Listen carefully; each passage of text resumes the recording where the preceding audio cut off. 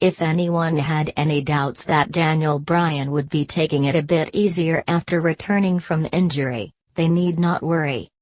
Lasting 76 minutes and 10 seconds in the Royal Rumble match, he smashed Rey Mysterio's 2006 record and proved that he has not missed a beat despite missing 2 years through injury. Not only did he break records, but he also teased a dream match with Kurt Angle when the two came to blows in the middle of the ring. Twitter exploded at the idea these two might finally wrestle each other.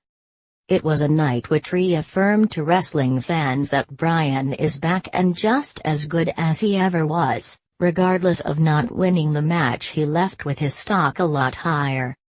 Entering the Royal Rumble at number 1, it became clear he was going to be in it for the long haul, dishing out signature kicks and submission holds. A nice exchange between him and Drew Gulak, a fine wrestler himself, was a throwback to their time on the Indies together. The entrance of Kurt Angle had fans ready to see them square off, but they were made to wait as they cleared house around them. When the moment came, it was worth waiting for. With both suffering career-threatening injuries and personal problems, wrestling fans had always thought they were destined to miss each other. It was a moment years in the making, as two of the best technical wrestlers of any era stood facing each other. By the time Bryan moved to the WWE, Kurt was plying his trade in TNA. When Angle returned, Bryan had retired through medical reasons, and so many just put it down as one of them what-if matches. When they tied up, there was a certain magic about it. Angle tried suplexing Bryan, who landed on his feet and started dishing out kicks.